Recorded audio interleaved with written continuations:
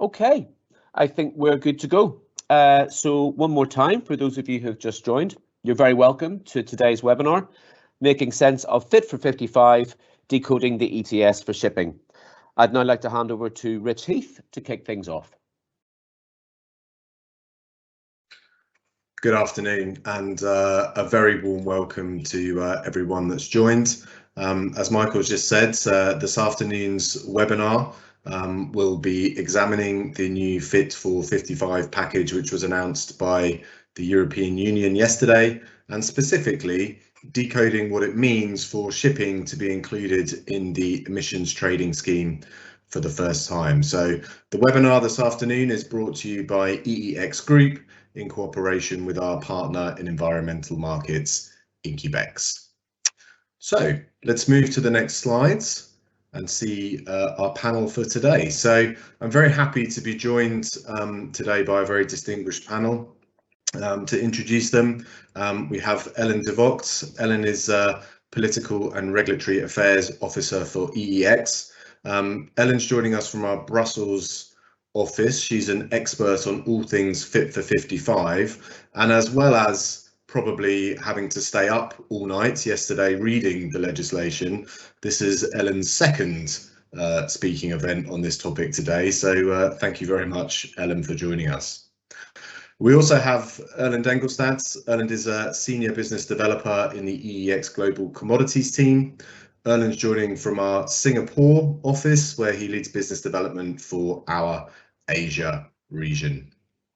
We also have Richard Wilson, Managing Director and Head of Sales Europe for Incubex.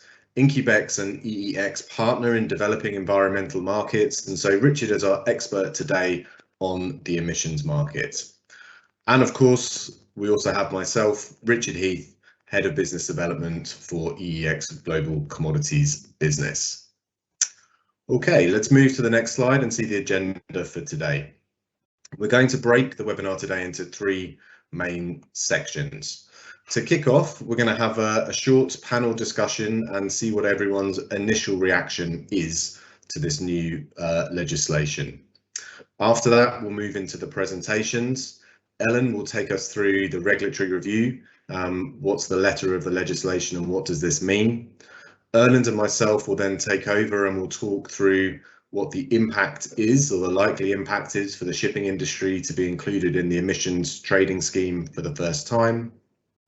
And then we'll hand over to Richard, who will talk about emissions trading at EEX, the markets and how you get access to them. After that, we'll run a Q&A session, which we plan to last 15 to 20 minutes at the end. The whole session today will last 60 minutes. We will finish at 1 p.m. UK time.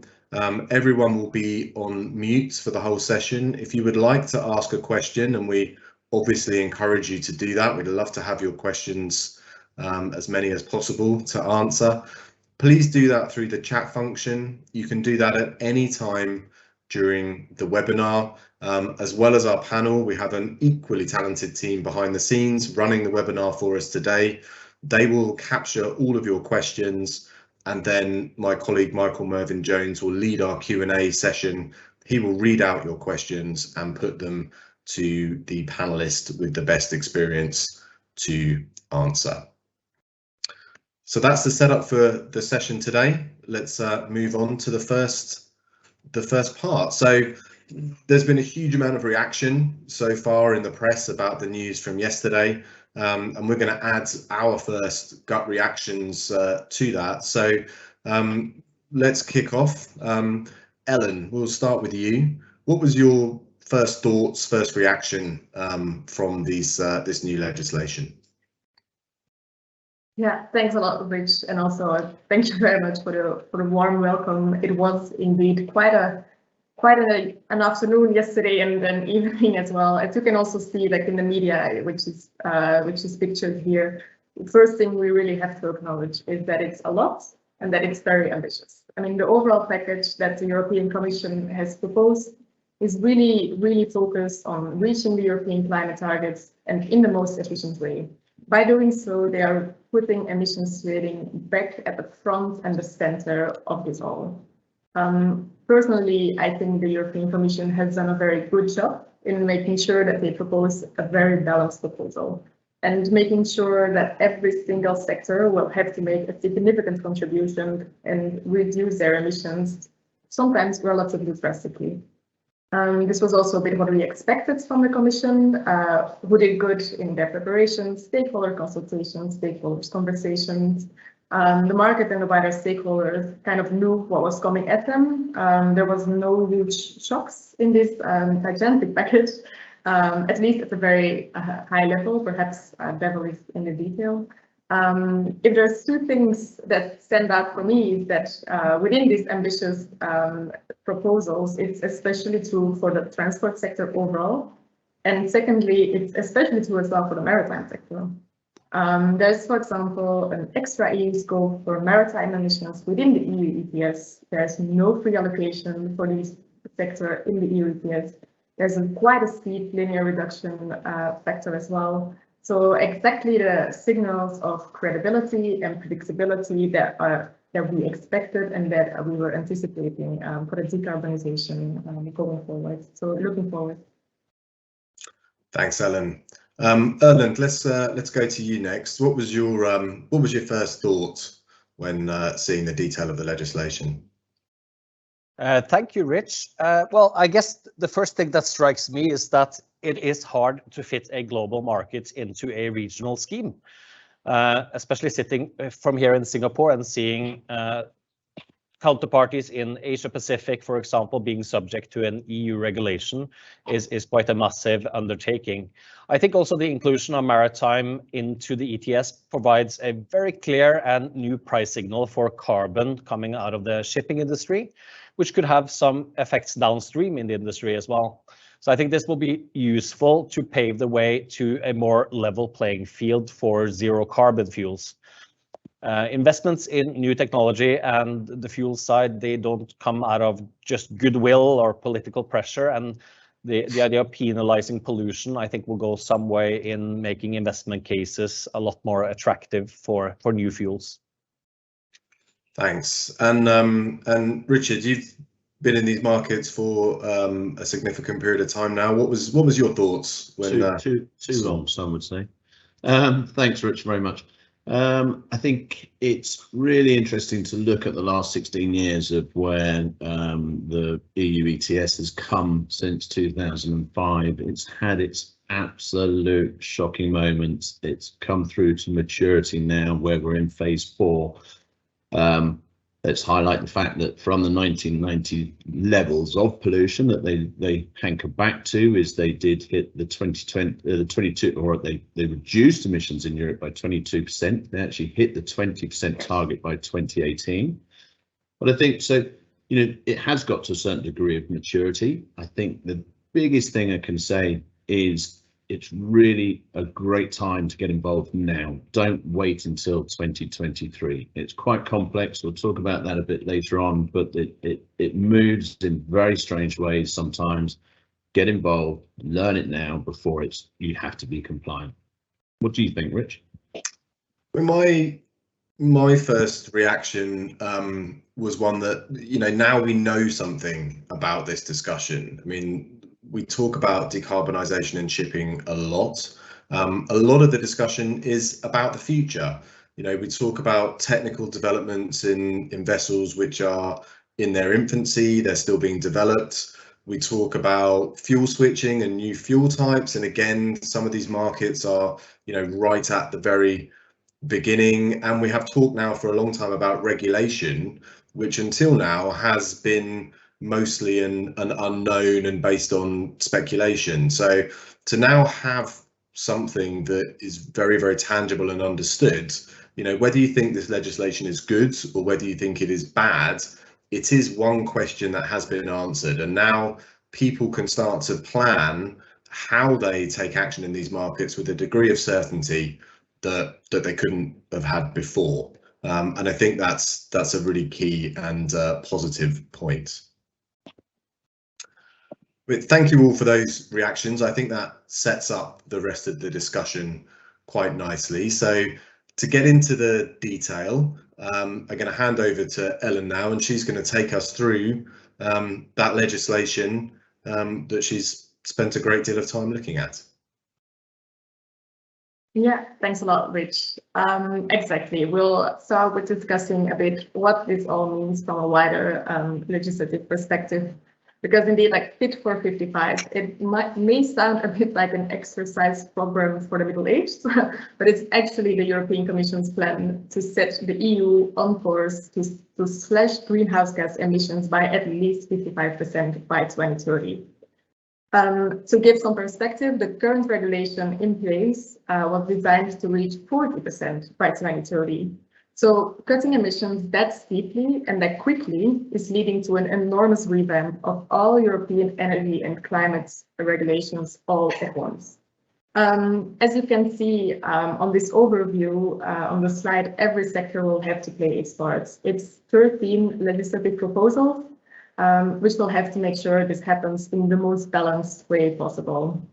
But today, of course, we're here to focus on the maritime sector, and within this wider package, there's roughly 3 proposals, which are really important for this sector. First of all, the extension of emissions trading. We'll spend the next hour talking about this. Then secondly, there's also this thing called Fuel EU Maritime Initiative, which actually sets greenhouse gas intensity targets and fuel standards for ships. And then thirdly, there's also the Energy Taxation Directive, which aims to eliminate all fuel tax exemptions within the sector. Finally, to start with, I would just like to say that this is a proposal from the European Commission. This means it will now go into the ordinary legislative procedure, which just means that the European Commission will enter into negotiations with the European Parliament and with all the member states. So the European Commission hopes to finalize this all so that the new ETS parameters can kick off in 2023 at the very earliest. So we'll have to see in the coming months and year where that is reachable. But let's dive a bit deeper into what it means for the maritime sector on the next slides. First of all, apart from sectoral expansion, the larger EU ETS framework is a bit redesigned, of course, to fit the new ambition as well. Importantly, maritime emissions will be added to the current EU ETS. That is, of course, the ETS, which already includes the manufacturing industry, the power industry, and also aviation. There will be no separate treatments, there will be no separate allowances. It means this large ETS will have the target to reduce 61% emissions by 2030, overall, these sectors combined. Currently, it's designed to reduce 43%. So again, that's quite a big change. And it also shows that compared to the overall European target of 55%, the European Commission really puts a lot of trust into the ETS system to reach the larger bulk of these needed reductions in the most cost-effective way. How this change will be implemented is by making the linear reduction pathway much steeper. This means that the supply of emission allowances will decrease in a steeper way every year, namely by 4.2%. This comes together with a fully free form of carbon price, a yearly compliance cycle for all companies covered in the systems, and the rules of trading, auctioning, and so that we are all already, or some of us are already used to, and Richard will discuss later on in the presentation. The market stability reserve will equally apply to these 4 sectors as well, as in a slightly amended manner. Now, this gives a bit of overall framework. What will be the ETS on this slide here? What will it mean exactly for maritime emissions?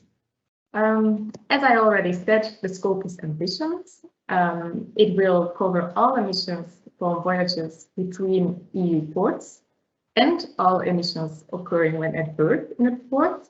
And then also quite remarkably is that it will cover 50% of all emissions coming from outside the EU to an EU port and 50% of all emissions from voyages leaving from an EU port to a third country port. So why this 50% approach for incoming and outgoing voyages? It's here that the EU assumes that they are actually, or that we are, the Europe at large is responsible for half of the related emissions from a route between an EU and a non-EU country. So the respective non-EU country would then be responsible for the other half, and that's how, relatively simply, they came to the 50%. This will mean that annually around 90 million tons of emissions will be added to the scope of the ETS from the maritime sector, at least before the reductions are starting to take off. So also importantly, who will be responsible? Who will be the regulated entity? The first thing to note here is that the existing shipping EU MRV regulation will stay in place. That's the monitoring, reporting, verification regulation, in which Erlend will go into a bit more details later on. But this will stay in place, be it slightly amended by the ETS directive. This is really supposed to give clarity to the maritime industry, who are already quite used to reporting, and to the scope of this regulation. The responsible entity will be the shipping company, which is exactly the definition as set on the slide here, which is the owner of the ship or any other entity assuming the operation. And then as said, the EU MRV regulation scope will largely be taken over, which means that, for example, ships under 5,000 gigatons will be excluded, and some other details. On the next slides, we will continue with the details and with quite some important ones as well, especially when this will actually take effect. There will be a gradual phase-in to this new approach to familiarize the maritime industry with the trading system. So this will start in 2023 and lead until 2026, when the sector will be 100% covered under these new systems. So very practically, this means that shipping companies will, in these first 3 years, have to surrender only a certain percentage of their actually emitted emissions. They will have to report the full 100%, and they will have to do this correctly. But at the end of the year, they will only have to buy and surrender allowances for these respective 20, 45, and 70%. So in these 3 years, they will get familiarized with the market, different hedging strategies, and how to engage in this new system.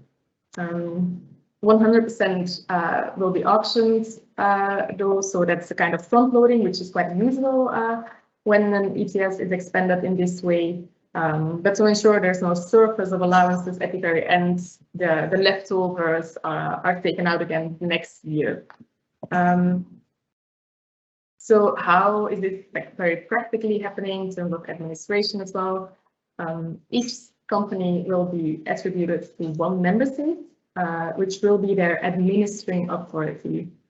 This will be based on where the company is registered or based on historical protocols when it's an extra EU company, which is for shipping often the case.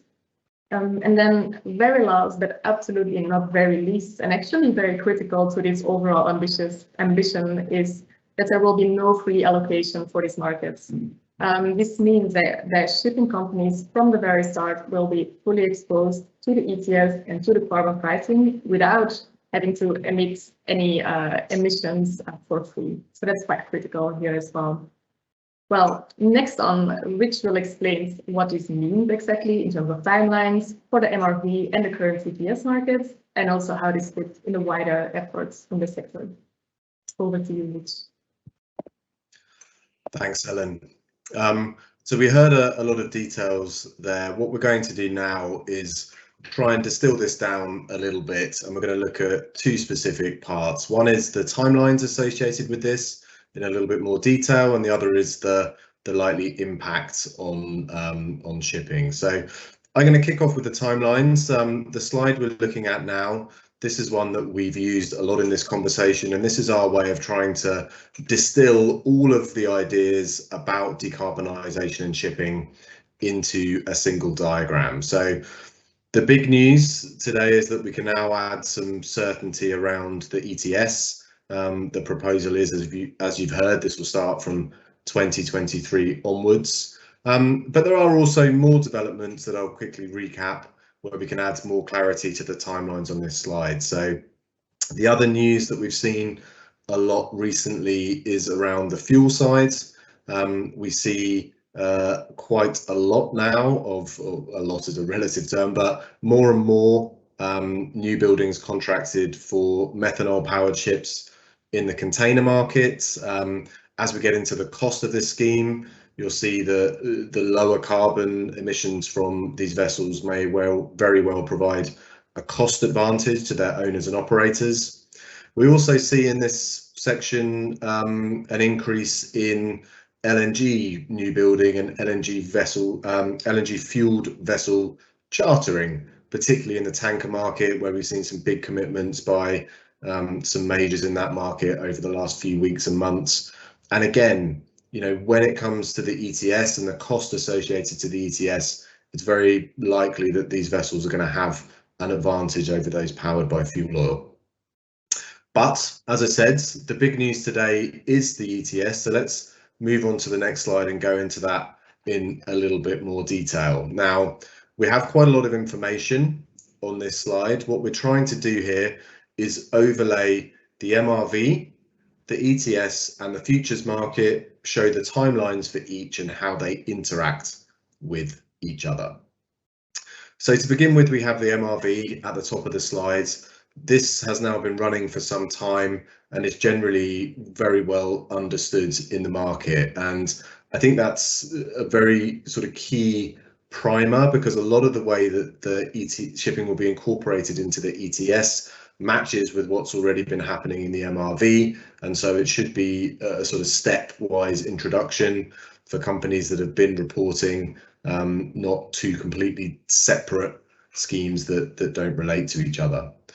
One of the really key things about the MRV is that this is what's been used to set this approximate number of initial allowances which will be put into the system. So we saw there approximately 90 million tonnes of new allowances put into the overall cap to include maritime in 2023.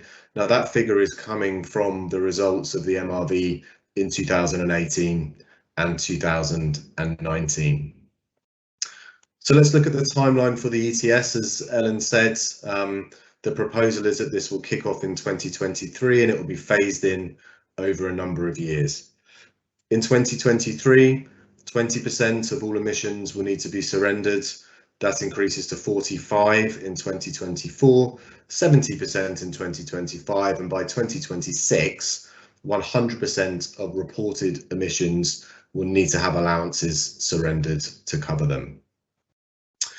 You might notice from this that the deadlines for verification in the MRV and the deadline for surrendering allowances for the ETS are the same. So you have 4 months to verify what's been reported in the MRV at the end of the reporting year, and equally in the ETS you have the same period of time to surrender allowances that cover the emissions in that previous year. As Ellen explains, as a whole, the cap in the ETS is reduced year on year. So this means the total amount of allowances in the system is continuously reduced. And so we have here something that we're showing just as an example. You know, Ellen said maritime is not standalone. It's included in the ETS with other sectors. So there are no specific shipping allowances, but we can show here a sort of example of how that initial cap increase for shipping would be decreased over time. So if we think that it's 90 million tonnes, in the first year it's 20%, this is approximately 18 million tonnes that would need to be surrendered. And that will both decrease in total over time, but of course increase as the phasing in comes into the sector. Now, as Ellen said, all of those allowances will be added to the system at once. So it's not that in 2023, you can only purchase allowances to cover 20% of your emissions. It would be possible to purchase those allowances in the primary market to cover up to 100% of emissions. And if that were to happen, then the total amount extra that's not surrendered would be removed from the auctions in previous years to stop the market from becoming oversupplied and to keep within the linear reduction factor that has been proposed. Now, what that means is, potentially you can buy more allowances than you actually need in the first year, a way to get into the market. It also potentially offers the opportunity to buy allowances at a more favourable price, which then could be surrendered in later years. And we're going to hear a little bit more about the price action in this market later on, but possibly that could be an advantage. Finally, at the very bottom of the slides, we have the futures market. And of course, the futures market is already fully functioning today. There's plenty of liquidity there. There's lots of organizations in the compliance market who are using the futures market to manage their price risk.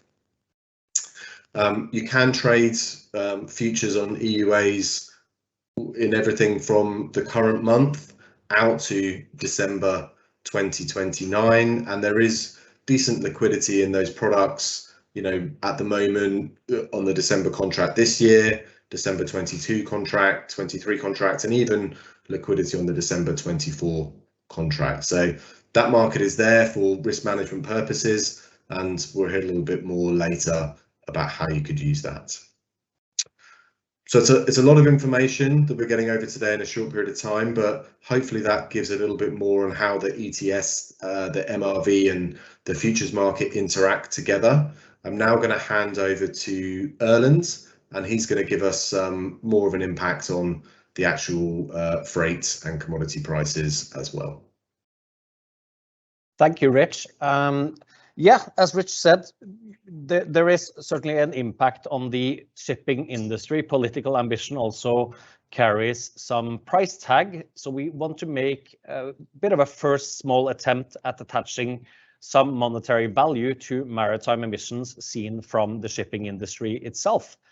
So first, it might be useful to do a bit of a short recap of the MRV, which is effectively the foundation to the accounting for maritime emission, and then link that to the practical obligations to surrender emissions allowances. So on the left, you can see some of these key metrics that are being monitored via the MRV, which every ship owner who comes into EU ports are responsible for providing and verifying as well. And this includes a lot of relevant data to calculating the carbon footprint for one particular sea-going vessel. On the right are these key aspects that Ellen talked about of the EU policy and the scope of the option that the EU has their eyes on. Two things to take note of. One is that the obligation extends to outbound voyages from the EU to third countries. The other one is that within the definition of a voyage, also a leg when the ship leaves the port empty or ballasting is also counted as a commercial activity, and that comes into play when calculating these the monetary value. So if you could see the next slide, please. So the fact that these exposure calculations are based on the MRV gives us at least a few parameters to analyze some theoretical impact that these obligations will have on actual vessels operating into the EU. So for the sake of simplicity, we have selected a route that has been historically quite active, namely just a theoretical coal trade from South Africa to Rotterdam. And this type of cargo trade is quite standardized, so we've made some assumptions in the box you can see in the map about the voyage that reflects the time the vessel spends on its journey, how much fuel it consumes, and the carbon emission factor that we have to apply to the fuel consumption. So using this standard IMO metric for carbon intensity of heavy fuel oil used in these types of ships gives us an idea of the amounts of CO2 emitted on this particular round trip. And we have, as per the EU guidance, we have discounted that by 50% on the outbound voyage and also on the inbound voyage. So if we then apply a theoretical price or the December 2023 price for EUA futures to this calculation, assuming that this particular owner would have to surrender allowances in 2024, the total carbon cost for this voyage amounts to around $57,000. Again, assuming that the maritime obligations are fully phased in, the cost that could potentially be that the vessel could potentially be subject to could approach about $2 million for one vessel emitting around 62,000 metric tons of CO2 in a reporting year. This is, of course, based on current EUA prices, and as Rich said, we don't know the future. These prices might go up by multiples in the years to come. Last on this slide, on the mitigation side, so outside of outright evasion of obligations, you have some of the more technical or commercial considerations that owners can use when they calculate the economics of shipping. Ships can reduce their speeds and thereby emit less CO2.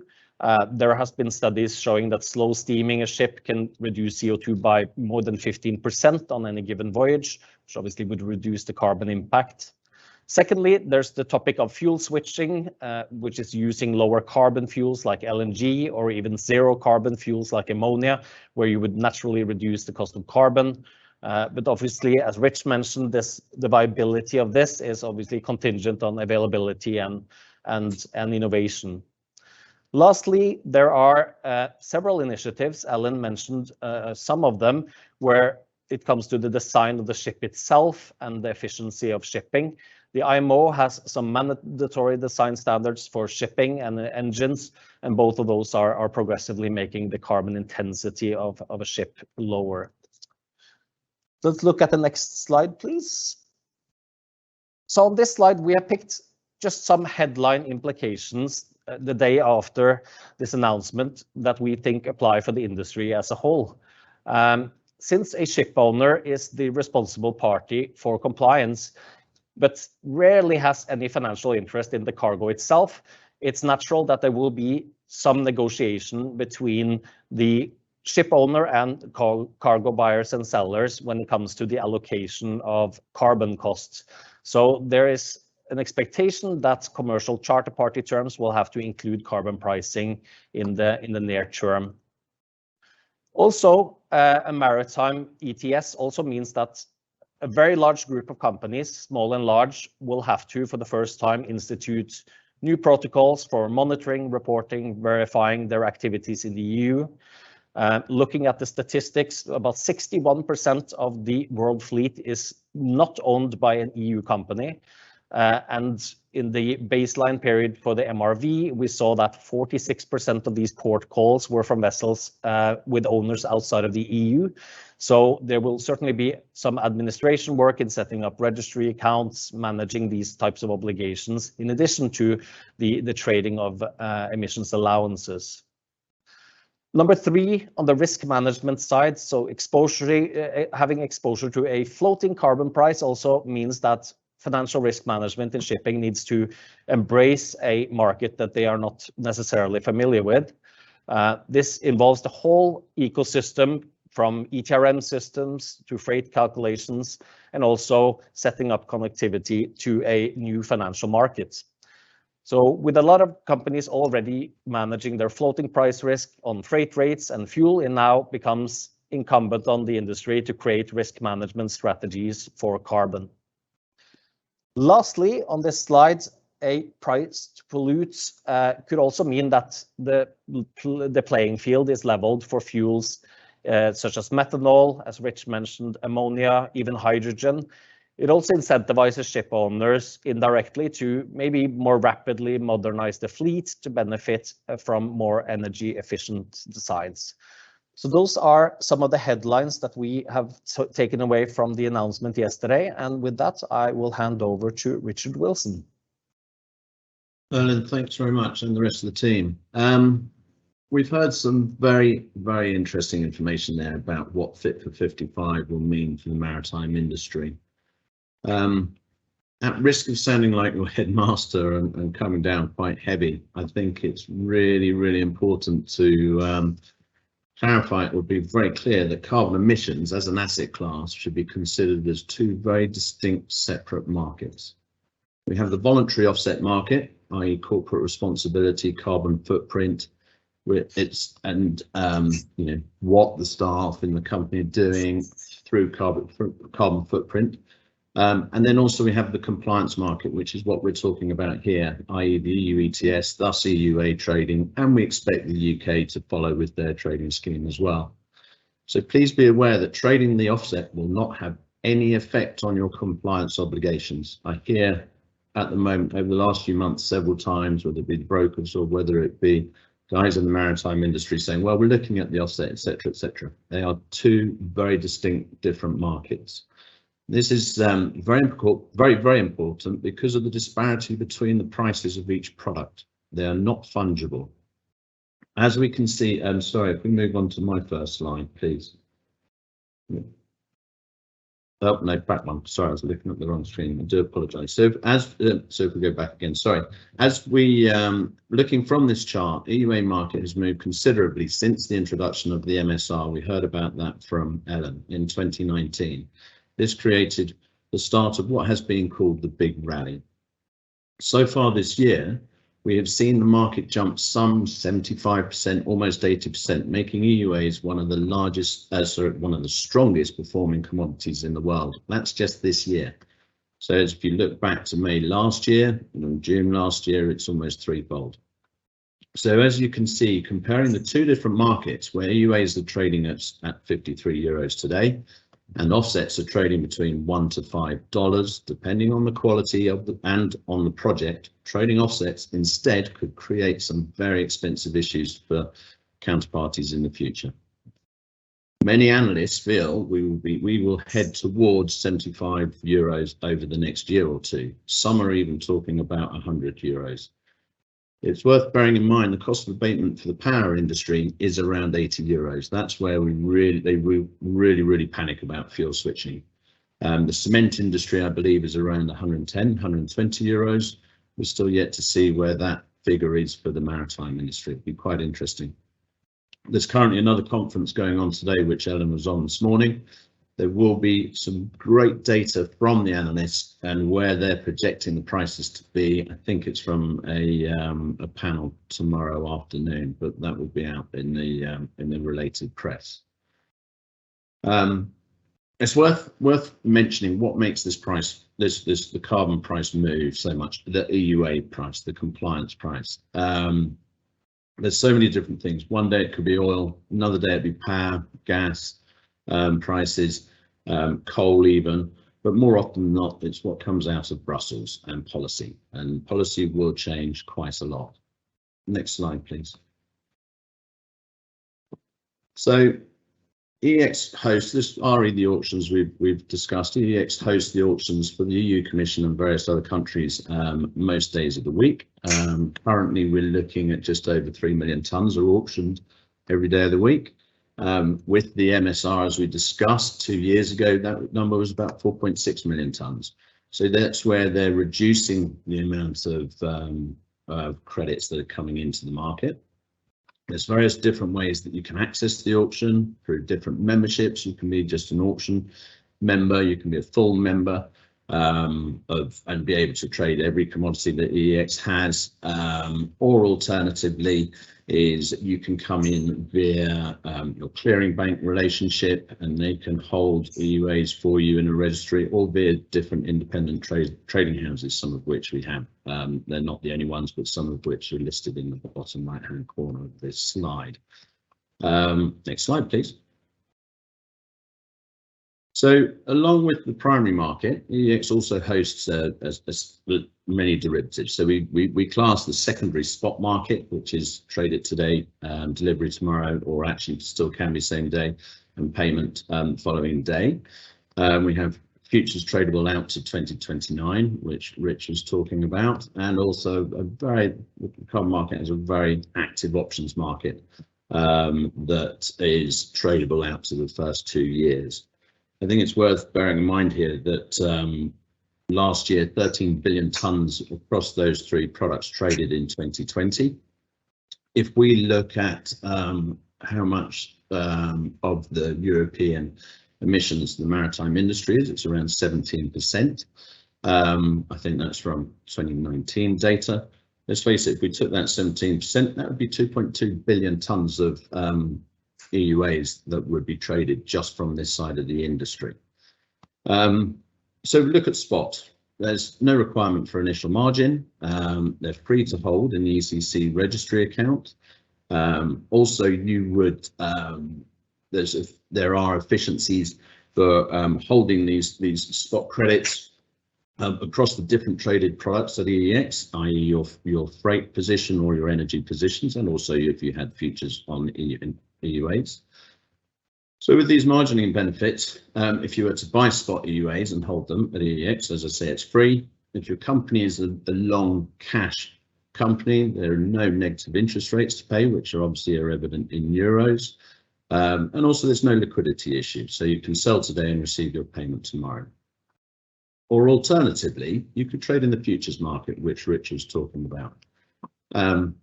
As with the slide we've seen earlier, the market's rallied considerably. So in theory, you could keep your risk departments quite happy and secure the market price now, or have the flexibility to do so. So either buying DEC 21, and you can do this. You can buy DEC 21 now. You don't need to wait until 2023. You don't need to just trade the future of 2023 now. You can try DEC 21, hold it. If you're happy with the price, it goes up high, you either stay or sell. I'm not teaching you to trade, but it's actually as we get nearer the December and you think, right, we're locked in, we've got our position, trade a spread to 21, 22, which is a very, very liquid market. It's got very, very tight spreads.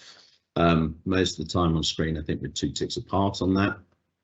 And roll that through, or alternatively, as we say, buy your 23 or the 24 in anticipation for this continued rally. Excuse me.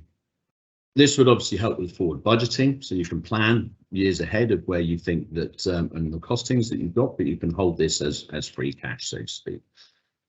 Once again, as I mentioned before, there is obviously fantastic cross-margining benefits here between your EUA and your freight position. Lastly, I'd like to say that access to the market would be via our trading screen, which is hosted by TT, Trading Technologies. There are other ISVs that offer our products, or alternatively using the brokers that you've used for years on the freight industry or on the energy area. And I'd like, at the moment we're working very closely with those guys to get them ready to offer you the EUA product. That's me whizzed through that, but I'm really happy to answer other questions. Rich, back to you. Thank you very much. So look, there's a lot of information here we're trying to cram in just in this hour. We know that this compliance market is completely new to many people in shipping, so I'm sure there will be lots of questions about the different parts of the market, the auctions, the spot, the futures market, and how organizations go about getting access to these.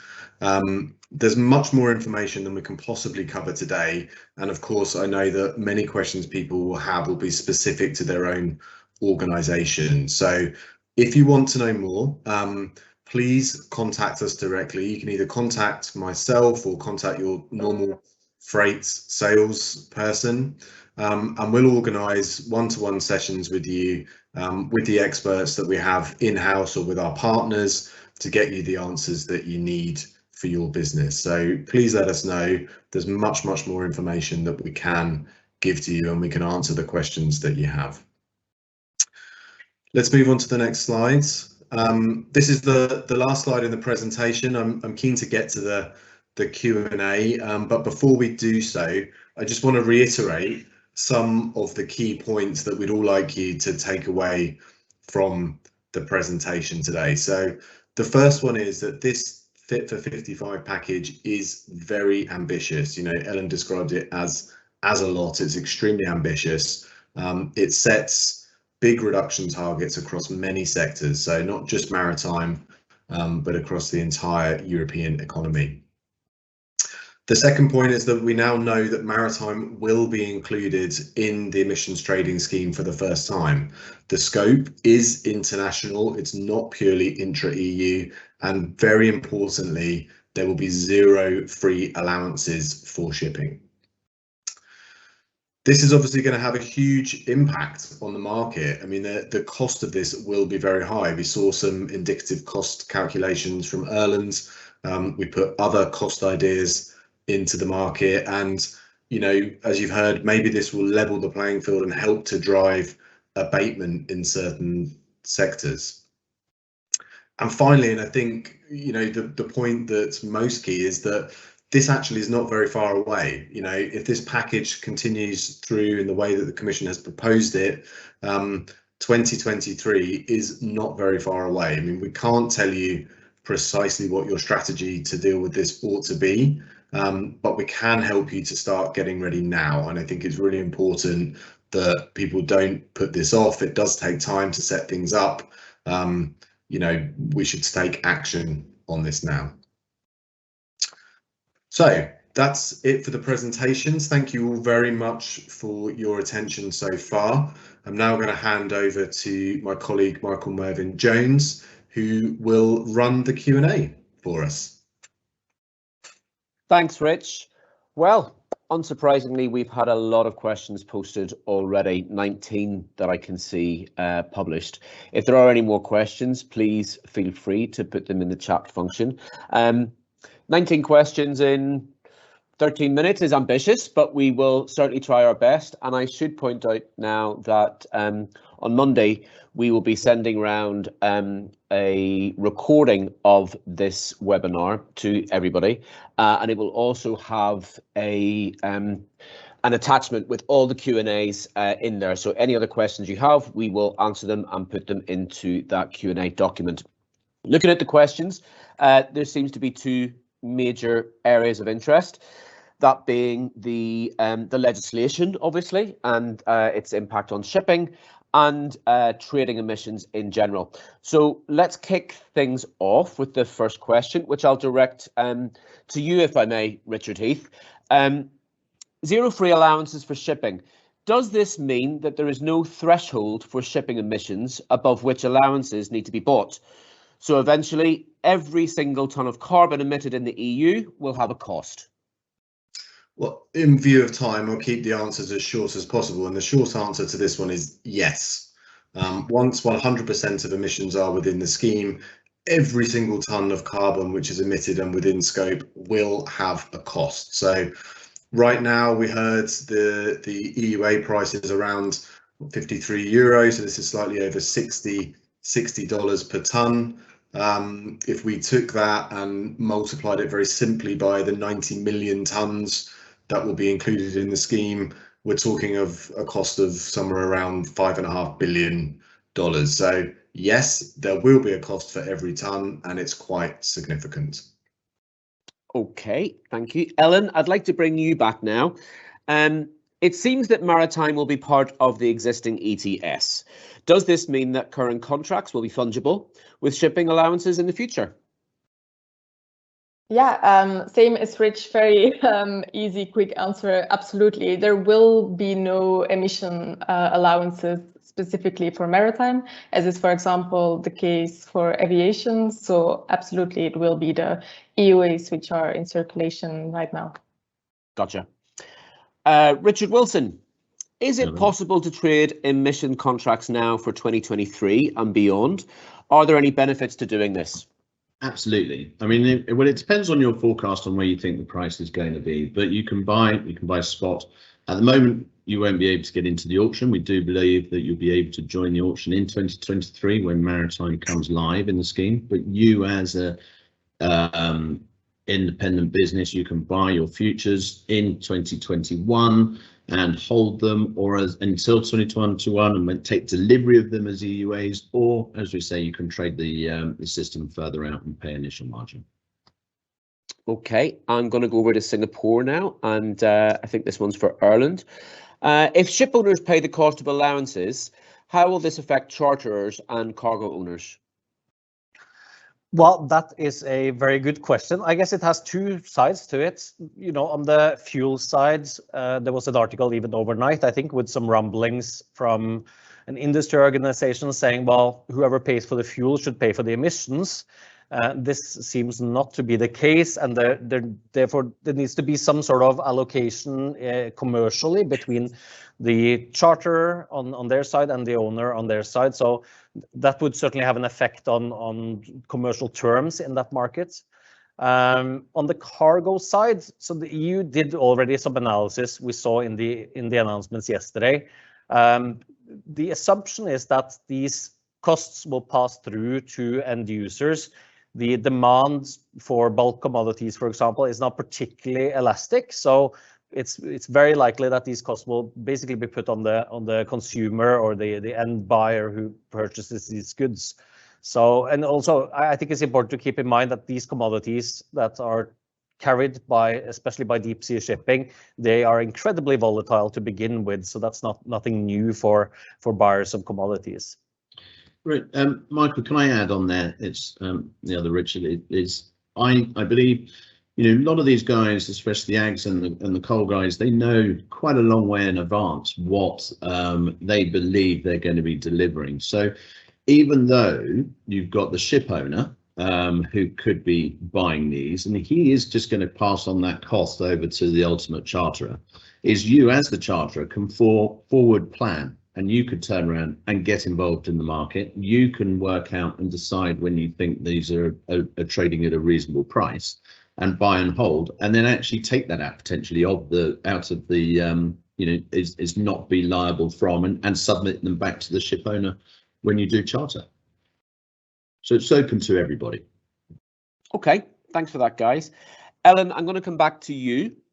How likely is it that this proposal really makes it through, and will it be implemented as it is written? Yeah, that's a very good question, because as I said, it's a big package that now has to be negotiated between the European Parliament, the Member States, and the European Commission. I wish I had a glass bowl here to give a prediction, but I must say this particular proposal on the maritime inclusion in the EU ETS is actually one of the less sensitive ones, the less hotly debated ones within the Parliament and the Member States from a political level. So there seems to be already quite an agreement on the sectoral expansion as it's currently written. So I would be quite relatively confident that this gets through one way or another. Okay, great. Rich Wilson, going to come back to you. I think you covered this in your presentation, but it's a question that's come up, so we should answer it. What is the difference between EUAs and offsets? Are the two interchangeable? Okay, yeah, it is. I think it's one of the most important questions out of what we've seen. So they are not interchangeable. Up until the end of 2020, certain offsets, i.e. certified emission reductions, were allowed to be used in the EU ETS. That's gone. Now, interestingly, you could buy EUAs and actually use those for your voluntary market, which, as I say, is about carbon footprint. It's not about fuel burn, but I'm not sure why you'd want to pay 10x what you could use a voluntary offset for. But no, if you buy a load of offsets now, and if you feel that you're going to get used to trading the EU ETS by buying offsets, and that be VERs, CERs, as for example BCS, you're going to get to 2023 and find that you can't use them at all. For your burn, it's a completely different market. And actually, without sounding really bad, is back in 2008 we were all sat at a conference in Cologne, and the FT ran an article, and there was the carbon cowboys, and it was all about the voluntary market. It was not the compliance market that we're involved in now. Okay, the next question, I'm going to offer it to Erlend first, but I also think it would be good to get Ellen's take on this. So Erlend, will all types of ships be included in the ETS? That is a quite easy one to answer. Well, anything above 5,000 gross tons, Ellen had a good visual on that in her slides. Anything that carries cargo or people, and anything that's not like military, fishing, you know, non-propelled ships, they will be subject to this. If you separate out the dry bulk fleet, for example, that's almost exclusively above that threshold. So effectively the whole fleet of dry bulk ships will be in the scope of the ETS. Okay, anything else to add there, Ellen? No, that was a perfect answer, Michael. Happy days. Okay, we're cracking through them. And then there's a great statistic that came out of Brussels yesterday, which was an average cruise ship in European waters used the equivalent amount of fuel as 18,000 cars in one day. There you go. And while you're on screen, Mr. Wilson, I will ask you another question. Can allowances be bought in 1 year and surrendered in a different year, i.e. buy in 2023 and surrender in 2024? Absolutely. So you can bank them now, you can buy them now, you can buy them forward futures, and if you don't use them all, you can carry them on. As it stands, and you can hold them and continue into the next phase. We don't know what phase 5 will look like. So where we've just changed from phase 3 to phase 4, which was over the change of 2020 to 2021, is you can use phase 3 allowances, but there is that 3-4 month window at the end of the year before your verification and your submission. You couldn't use phase 4 purchases for phase 3.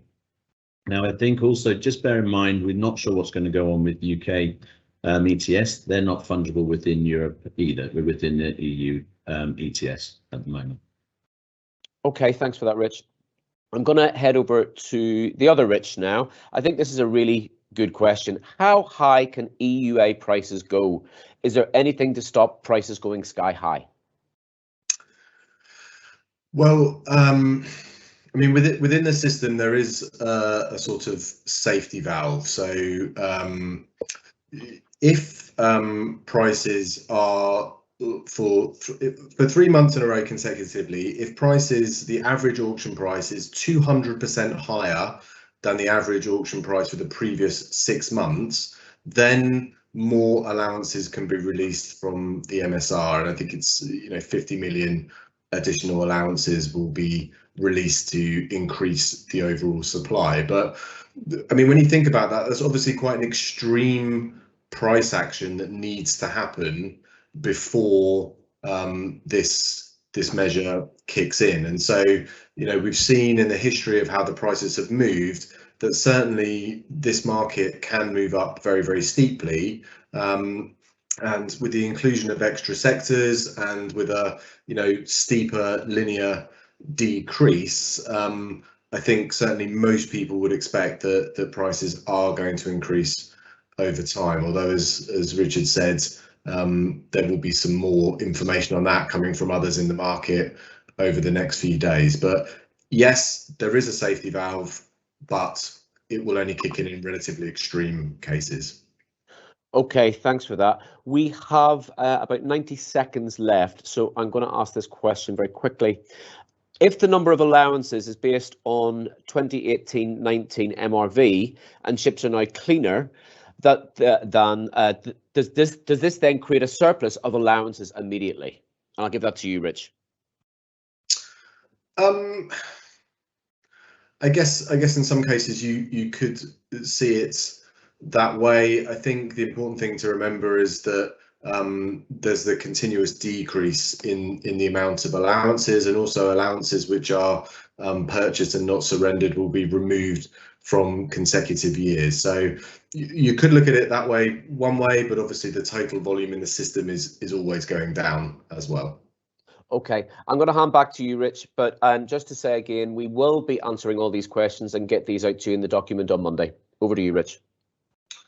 Okay, well, thank you all very much for your attention throughout the session. I really hope everyone has found it useful. I just want to say thanks on behalf of myself and the panel, and of course also thank you to the panel for everything you've contributed today and everyone behind the scenes who's made this happen. Please contact us directly if you want more information. We'll send out that document, we'll answer your questions, and we look forward to talking about this subject much more in the future. Thanks very much, and enjoy the rest of your day.